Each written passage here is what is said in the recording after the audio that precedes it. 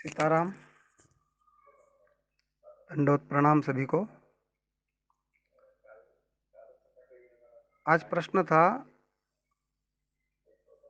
हुकुमदास जी का कि कन्यादान के समय उस दिन उपवास क्यों करते हैं। जवाब में थोड़ी सी ये भी बात आई है महाराज जी की, कैलाश जी की, कि कन्या का दान नहीं होता, गोत्र का दान होता है।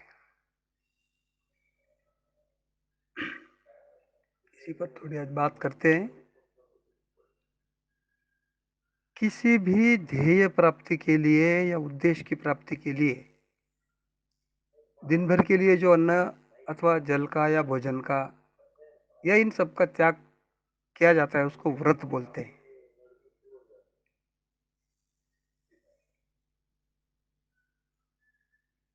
और किसी भी कार्य को पूरा होने के लिए संकल्प की आवश्यकता होती है। संकल्प पूर्वक किया हुआ कर्म ही व्रत की गिनती में आता है। बिना संकल्प के तो कुछ होता भी नहीं है। वैसे बिना संकल्प के एक्सीडेंट होते हैं, अपघात होते हैं, उनके पीछे भी संकल्प होते हैं, लेकिन समय के पूर्व के संकल्प होते हैं।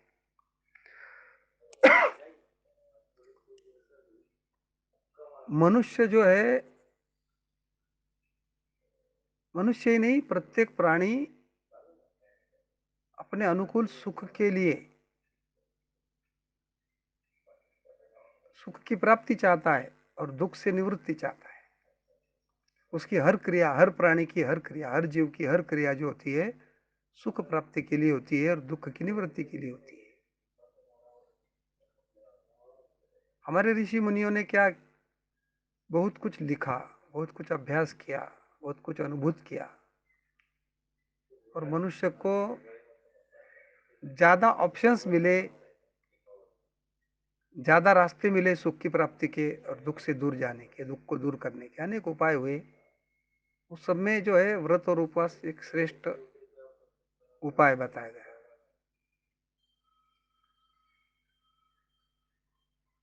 व्रत जो है वो धर्म का साधन है। धर्म की स्थापना का एक साधन व्रत है। समस्त धर्मों ने, संसार में जितने भी धर्म है, वैसे तो है नहीं, हिंदू के अलावा कोई और धर्म है नहीं सनातन धर्म के अलावा, लेकिन जो भी स्वयं को धर्म बोलते हैं वो सभी धर्मों ने किसी न किसी रूप में व्रत और उपवास का एक विशेष भाग रखा है। व्रतों के आचरण से पापों का नाश होता है, पुण्यों का उदय होता है, शरीर मन की शुद्धि होती है, मनोरथ की प्राप्ति भी होती है। इसके बारे में वेदों में, पुराणों में, उपनिषदों में, कई कथाओं में, हमारे इतिहास में हर जगह प्रतिपादित किया गया है। अब ऐसा है कि किसी भी उपासना के पहले, किसी भी व्रत में, किसी भी दान में अग्नि परिग्रह आवश्यक होता है। क्योंकि अग्नि परिग्रह किए बिना, अग्नि का परिग्रह करना मतलब क्या है कि अग्नि पर बनी हुई कोई चीज, कोई वस्तु का ग्रहण न करना, उसको अग्नि परिग्रह बोला गया। अगर वो नहीं किया तो आपका जो व्रत है, आपका जो उपवास है, आपका जो दान है वो फलीभूत नहीं होता अग्नि परिग्रह के बिना। और किसी भी हवन में बैठने से पहले अगर आपने भोजन किया हो तो आपके द्वारा जो हविर द्रव्य दिया जाता है उसको देवता स्वीकार नहीं करते। आप क्या अपने वहां मेहमान आए आते हैं कोई, तो कोई गेस्ट आते हैं तो उनसे पहले क्या आप भोजन करते हो क्या? जब आपको पता है मेहमान आने वाले ही 1 बजे, क्या 12 बजे भोजन कर लोगे क्या, 11 बजे? और उनको अकेले को भोजन कराओगे क्या? नहीं ना। उसी प्रकार जब आप देवताओं को आमंत्रण देते हैं विवाह करते हो तो आमंत्रण देते हो आप भगवान को, पत्रिका रखते हो ले जाकर। और मंत्रों के द्वारा ब्राह्मण भी कई देवताओं का आह्वान करता है। गणेश जी का आह्वान, वरुण का आह्वान। ये आह्वान किस लिए करते हैं? उनको भी तो अविरुद्ध द्रव्य देते हैं हम, बुलाकर उनके, उसके बाद में उनको, उनका जो भोजन है वो तो अग्नि के द्वारा, स्वाहा के द्वारा ही जाएगा ना। अगर आपने भोजन कर लिया तो आप उनको कैसे भोजन कराओगे? वो क्यों करेगी भोजन? ये एक कारण है उपवास करने का, क्योंकि वो देवता भी तो भूखे हैं। देवता भूखे नहीं है, और उनको हमने गेस्ट के रूप में, मेहमान के रूप में, हमारे देवता के रूप में बुलाया है किसी माध्यम से।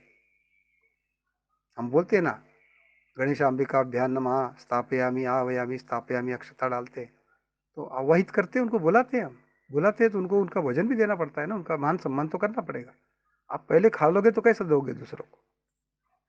ये कारण है। अभी दूसरा कारण बाकी है आना, उस पर भी बात करते हैं।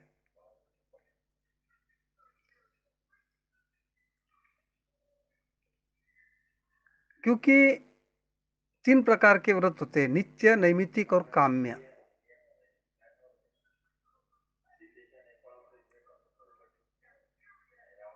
जिसमें हमेशा के लिए सदाचरण की आवश्यकता होती है,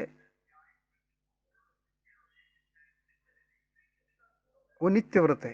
सत्य बोलना, पवित्र रहना, स्वच्छ रहना, इंद्रियों का निग्रह करना, किसी पर क्रोध न करना, अश्लील बातें न करना, दूसरों की निंदा न करना, ये भी एक नित्य व्रत है ये।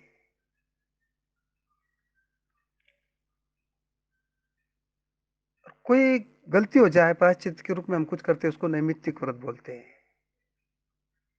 और पुत्र प्राप्ति के लिए या किसी इच्छा के लिए, कामना के लिए जो किया जाता है, वो काम्य व्रत होता है। हिंदुओं में परिवार की जिम्मेदारी उठाने के योग्य बच्चा बन जाने के बाद, शारीरिक मानसिक उसमें परिपक्वता आने के बाद, युवक हो या युवती हो, उसका विवाह संस्कार किया जाता है। संस्कार के लिए समाज के जो संभ्रांत व्यक्ति होते हैं, श्रेष्ठ व्यक्ति होते हैं, गुणीजन होते हैं, संबंधी होते हैं, गुरुजन होते हैं और देवता, इन सबकी उपस्थिति के लिए धर्मानुष्ठान किया जाता है। इनकी उपस्थिति इसलिए आवश्यक होती है कि आगे चल के दोनों में से कोई भी अपने कर्तव्य के बंधन की उपेक्षा न करे। अगर करे तो उसको कोई रोके, इसके लिए समाज की उपस्थिति उसमें आवश्यक होती है। आज नहीं है, कोई किसी के फंदे में पड़ता नहीं। किसी का डिवोर्स हो रहा है तो कोई बीच में नहीं पड़ता, कोई मिटाने के लिए पड़ता नहीं। कुछ लोग तो खुश होते हैं, अच्छा हुआ उसके लड़की का ऐसा हो गया।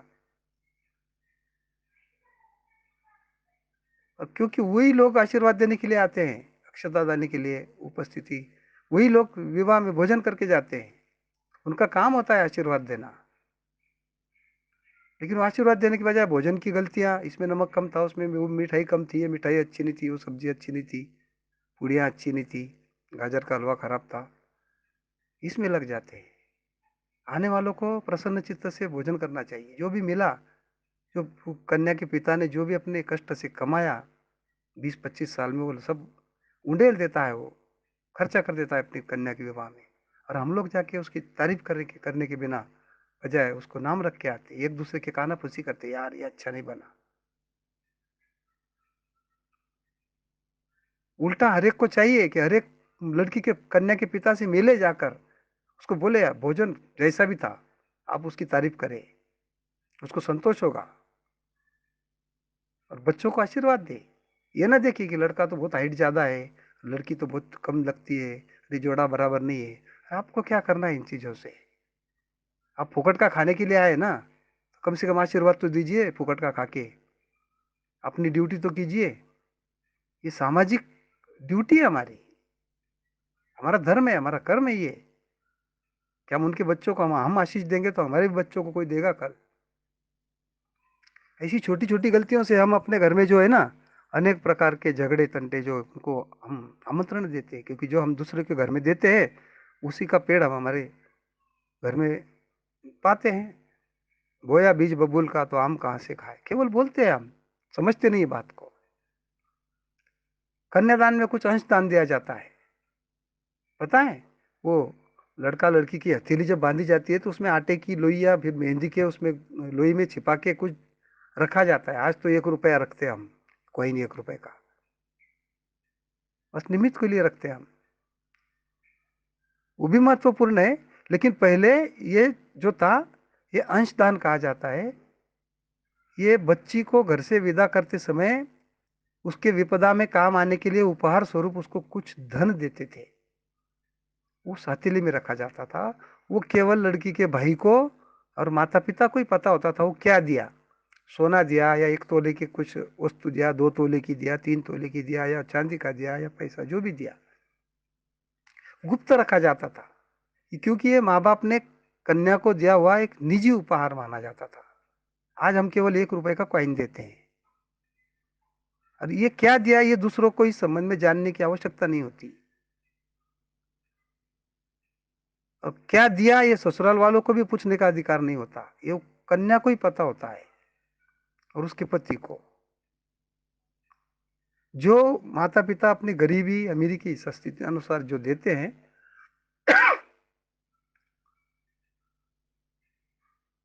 वो उसमें ईर्ष्या का भाव न हो, वो कोई इसकी निंदा न करे कि कम दिया, कोई प्रशंसा नहीं करे कि ज्यादा दिया, कोई एक दूसरे का अनुकरण करने लगे, प्रतिस्पर्धा पर उतर आए कि उसने अपनी कन्या को गुप्त दान में ये दिया था, मैं भी यूं दूंगा। ये ना हो, अपने अपने परिस्थिति अनुसार दे हम। इसके लिए उसको गुप्त दिया जाता है।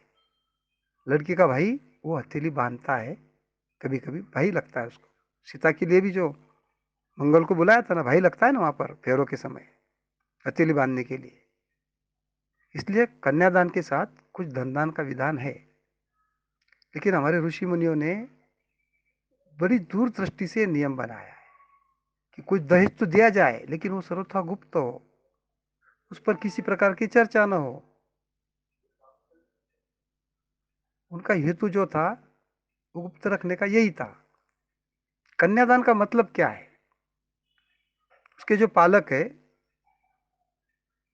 उसके जो उसका जो उत्तरदायित्व था, अभी तक माता पिता पर था, भाई पर था, वो अब वर के ऊपर होगा, ससुराल वालों के ऊपर होगा। वो स्थानांतरित होगा, ट्रांसफर होगा उत्तरदायित्व।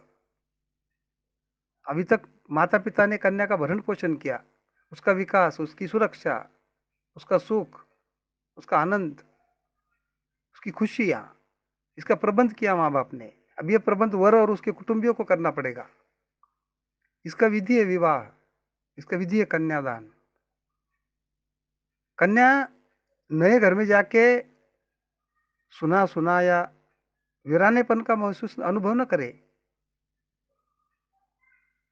उसको स्नेह की कमी ना हो, सहयोग की कमी ना हो, सद्भाव की कमी ना हो, उसका उस कमी का अनुभव ही ना हो। इसका पूरा ध्यान रखना पड़ता है ससुराल पक्ष के लोगों को। जब कन्यादान किया जाता है ना, तो पानी ग्रहण करना मतलब उसका हाथ अपने हाथ में लेने का मतलब है उसकी सारी जिम्मेदारियों को ग्रहण करने की, वहन करने की, निभाने की संकल्प लेना है। कन्यादान का मतलब ये नहीं कि कोई, जैसे हम संपत्ति दान करते हैं या संपत्ति बेचते हैं या दान करते हैं, तो उसी प्रकार एक संपत्ति समझकर किसी को दान दीजिए और वो जैसे चाहेगा वैसे उपयोग में लेगा। भाई, हर मनुष्य की स्वतंत्र सत्ता और स्थिति होती है। कोई मनुष्य किसी मनुष्य को बेच नहीं सकता, दान नहीं कर सकता, फिर चाहे वो बाप क्यों ना हो, माँ क्यों ना हो, भाई क्यों ना हो। भाई, गाय भी दान देते हैं ना, तो उसके साथ उसके चारे का भी प्रबंध किया जाता है, ऐसा हमारा हिंदू धर्म है। केवल गाय नहीं देते थे राजा, गाय के साथ गाय को चरने के लिए जमीन भी देते थे। तो हमारा कर्तव्य होता है, अपनी कन्या को दे रहे हैं हम, तो उसका भी वहन हो, जिसके घर जा रही है उनके ऊपर वो बोझ ना हो। व्यक्ति का जो स्वातंत्र है, स्वतंत्र अस्तित्व है, उसका अधिकार है, उससे कभी इनकार नहीं किया जा सकता, ना उसको चुनौती दी जा सकती है। लड़की हो या लड़का हो, उसके पालकों को, उसके माँ बाप को यह अधिकार ही नहीं होता कि उन्हें बेचे या दान करे। ऐसा करेंगे तो बच्चों के जो स्वतंत्रता का, व्यक्तित्व का जो तथ्य है उसको झुटला झुटला जाएगा फिर। उनकी क्या स्वतंत्रता रही है हम अगर बेचेंगे या दान करेंगे तो? विवाह यह एक उभय पक्षीय समझौता होता है, जिसमें दोनों पक्षों को ईमानदारी से और निष्ठा से निभाना पड़ता है। अगर कोई इसको खरीदा या बेचा, संपत्ति को बेचते ऐसे रूप में अगर देखता होगा और उस पर पशुओं जैसा स्वामित्व समझता होगा, व्यवहार करता होगा, तो ये तो मानवता के जो मूलभूत अधिकार है उसका हनन हो जाएगा। कन्यादान का यह मतलब नहीं, कदापि नहीं हो सकता। उसका प्रयोजन केवल इतना ही है कि जो जिम्मेदारियां अब तक माता पिता की थी, वो अब ससुराल पक्ष के लोगों की होगी, पति को होगी। पराए घर में जाने के बाद अनुभवहीन बालिकाएं जो छोटी होती थी पहले, अब तो थोड़ी बड़ी रहती है लड़की, अभी 20-25 साल की लड़की का विवाह होता है। पहले छोटी होती थी तो उनको किस मनोदशा से गुजरती होगी वो। इसके लिए उनके साथ उनकी बुआ को भी भेजा जाता था। 4 दिन 8 दिन के लिए, 15 दिन के लिए बुआएं वहां रहती थी। बड़े लोग तो दासी को भेज देते थे साथ में के। बड़े बड़े लोगों की तो दासियां भी जाती थी, ताकि उसको कुछ लगे तो कुछ मन की बात बोलने के लिए उसको कोई हो अपना साथ। धीरे धीरे बुआ जो जाती थी साथ में, उसका भी समय भी 1 या 2 दिन का हो गया। पहले ज्यादा दिन रहती थी। अब बुआओं के पास भी इतना टाइम नहीं होता कि वो 15 दिन गुजारे अपनी भतीजी के घर। और अभी उम्र भी काफी बड़ी होती है, समझदार होती है अभी विवाह की, इसलिए उसकी आवश्यकता भी नहीं है। कन्या पक्ष वालों को यह भी नहीं सोचना चाहिए कि अब लड़की के हाथ पीले कर दिए, हो गया कन्यादान, अब जो कुछ करना है वो करेगी, उनको कोई लेना देना नहीं है। ऐसा नहीं है। अपने लड़की के भविष्य को उज्जवल बनाने के लिए उनको हमेशा योगदान देना पड़ता है। अब देते हैं हम लोग। अब होता है कुछ, कभी कुछ हमारी घर में जब उस कन्या की जब भौजाई घर में आ जाती है तो थोड़ा दूरियां बन जाती हैं। माँ बाप के मृत्यु के पश्चात फिर दूरियां बढ़ जाती है, लेकिन तब तक उसकी अपनी कन्या भी आ जाती है विवाह के लिए। ये चक्र चलता रहता है। ये इस भावना के साथ कन्या के हाथ हल्दी से पीले करके माता पिता गुप्तदान के साथ संकल्प बोलते हैं और उसको वर के हाथों में सौंपते हैं। वो इन हाथों को गंभीरता और जिम्मेदारी के साथ अपने हाथों में पकड़ता है वर, और भावना करता है कि वो सारे अधिकार, सारी जिम्मेदारियां इस कन्या के भरण पोषण विकास शांति सुख हर चीज की वो ले रहा है, क्योंकि वो उसके कुल को बढ़ाने वाली है। वो उपकार नहीं कर रहा है उसके ऊपर। और उपकार कोई भी किसी पर कर रहा नहीं, ये द्विपक्षीय समझौता है। दोनों एक दूसरे पर उपकार कर रहे हैं, दोनों एक दूसरे को सहयोग कर रहे हैं।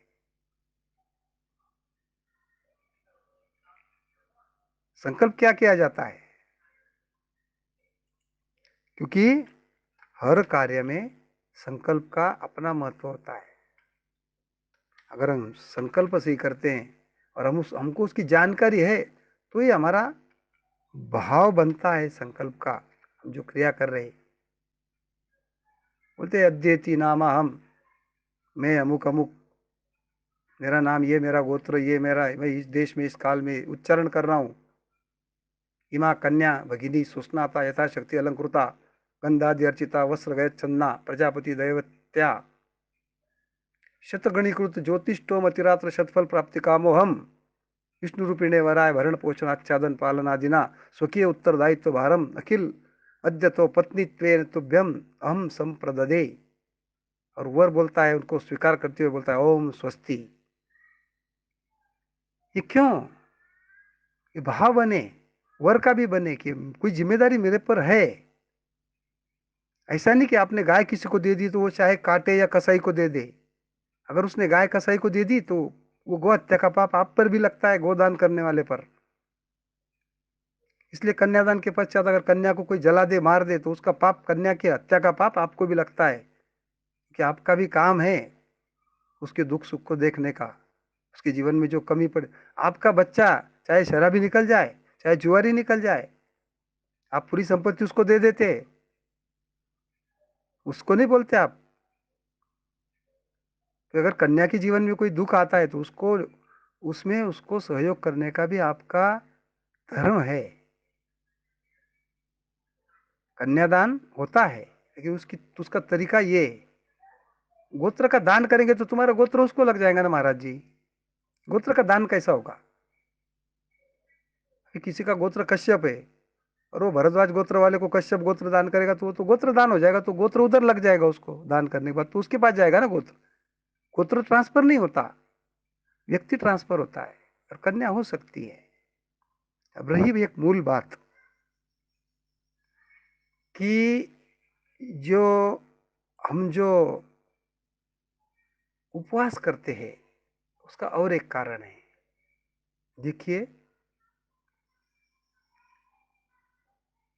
सबको पता है चंद्र और सूर्य सूर्य की जो अदृश्य किरणें होती है उसका प्रभाव हमारे स्वरों पर पड़ता है।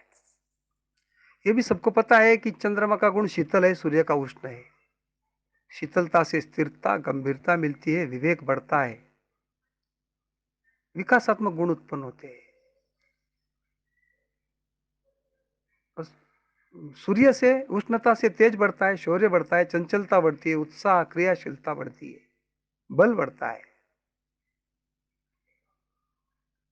अब हम संसार में तो हमको शांतिपूर्ण और अशांतिपूर्ण ऐसे दो तरह के काम करने पड़ते हैं। कोई कुछ गलती करे, गली में कोई मोहल्ले में कोई पर कोई तकलीफ दे तो उसको दो चपाट लगाने की भी शक्ति लगती है। कोई ज्यादा ही कुछ कर रहा है तो उसका पैर तोड़ने की भी शक्ति लगती है हमारे अंदर। कोई धर्म या धर्म की हानि कर रहा है तो उसको भी तोड़ने की शक्ति लगती है हमको। ये सूर्य नाड़ी के काम है, चंद्र नाड़ी के काम नहीं है। भाई, एक विद्यार्थी को अगर रात में हम उस समय पाठ करने के लिए बोले जब उसको निद्रा आ रही है, तो क्या वो पाठ कर पाएगा? यही उसको अगर अनुकूल स्थिति में हम प्रातः काल में बोलेंगे तो शायद आसानी से करेगा। कोई युद्ध के लिए जाना चाहता है या युद्ध शुरू करना चाहता है तो उसके लिए तो आपको कोलाहल पूर्ण वातावरण लगेगा, ढोल नगाड़ों की आवाजें लगेगी। ध्यान भजन पूजन के लिए तो एकांत की आवश्यकता होगी। हम जो कार्य करने जा रहे हैं उसको हमारे शरीर में एक विशेष, शरीर में भी और बाहरी वातावरण में एक विशेष वातावरण निर्माण करना पड़ता है। चंद्रमा के जो चंद्र स्वर के जो स्थायी कार्य है वो है विवाह, दान, मंदिर, कुआं, तालाब बनाना, नए वस्त्र धारण करना, नया घर बनाना, आभूषण लेना, मतलब शांति के जो काम है, सुख के जो काम है, औषधि देना, औषधि बनाना, व्यापार की शुरुआत करना, बीज बोना, खेती में दूर की यात्रा के लिए निकलना, विद्याभ्यास करना, योगिक क्रिया करना, इसके लिए चंद्र नाड़ी की आवश्यकता होती है। और यह सब काम ऐसे है कि जिनको गंभीरता पूर्वक करना चाहिए, बुद्धिपूर्वक करना चाहिए। इसलिए इन कार्यों के आरंभ में ऐसे समय में होना चाहिए जब शरीर के जो सूक्ष्म कोश है वो चंद्रमा की शीतलता को ग्रहण कर रहे हो।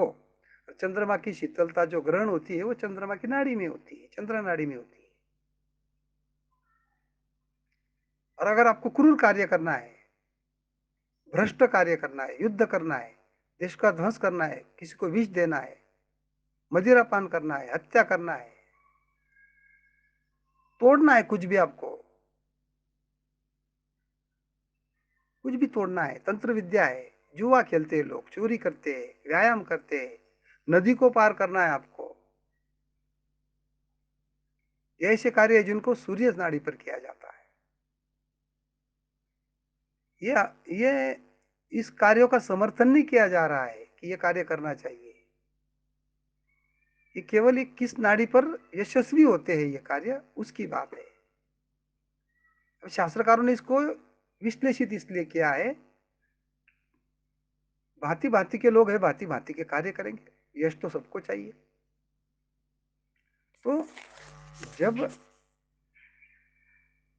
हमारी ईड़ा नाड़ी चलती है, अब भोजन करोगे, पेट में कुछ भर लोगे, छठराग्नि अगर शांत हो जाएगी तो उसको जिंदा करने के लिए, जठराग्नि को जिंदा करने के लिए हमारी सूर्य नाड़ी शुरू हो जाएगी। और दान, हवन, विवाह, ये तीनों चीजें हो रही है ना कन्या के विवाह में। विवाह कर रहे हैं, कन्यादान कर रहे हैं, और हवन भी तो कर रहे हैं, होम भी तो होता है। और इन तीनों क्रियाओं के लिए ईड़ा नाड़ी की आवश्यकता होती है। और जितना आप भोजन नहीं करोगे, जितना आप उपवास करोगे, उतनी शुद्ध नाड़ी चलेगी, चंद्र नाड़ी आपकी। और चंद्र नाड़ी में किया गया कार्य जो है वो सफल होता है। सुषुम्ना की दशा में मानसिक विकार दबते हैं, गहरे आत्मिक भाव का उदय होता है। सुषुम्ना में जो शाप या वरदान दिया जाता है ना, वो फलीभूत होता है। क्योंकि अगर ईश्वर आराधना करना है, भगवान का कुछ अभ्यास करना है, चिंतन करना है, तो निस्संदेह ईड़ा नाड़ी में ज्यादा होता है। स्वर संध्या होती है सुषुम्ना में। सुषुम्ना भी एक संध्या काल है, दोनों नाड़ियों का जुड़ने का समय होता है संध्या। मतलब ईड़ा नाड़ी कुछ चल रही है, कुछ पिंगला चल रही है, इसका मतलब दोनों नाड़ियों का संध्या समय है। और संध्या का समय जो होता है वो सांसारिक कार्यों से उदासीन होता है। वो अपने अनुचित कार्यों पर पश्चाताप प्रकट कराता है, खिन्नता प्रकट कराता है, वो आत्मचिंतन की ओर झुकता है। ये क्रिया बहुत सूक्ष्म होती है, थोड़े समय के लिए होती है, इसको हम अच्छी तरह से समझ भी नहीं पाते। और हमारे जो विचार बदलते हैं ना, हमारे नाड़ियों के बदलने से ही बदलते हैं। अगर आप उपवास करोगे कन्यादान के दिन, तो आपका दान सफल होगा। सफल होने का कारण, जो देवता को आप अवहित करोगे, वो आपका अवीर द्रव्य ग्रहण करेंगे, क्योंकि आपने अभी तक भोजन नहीं किया। नाड़ी एक कारण है, अवीर द्रव्य ग्रहण करना देवताओं का वो एक कारण है। ईड़ा नाड़ी चलते हुए, चंद्र नाड़ी चलते हुए किसी वस्तु का दान करना, किसी बात का पुण्य का कार्य करना, उसमें सफलता मिलती है, उसके फलों की प्राप्ति होती है। इसके लिए किया जाता है कन्यादान के दिन उपवास। सीताराम। सीताराम। सीताराम। सीताराम।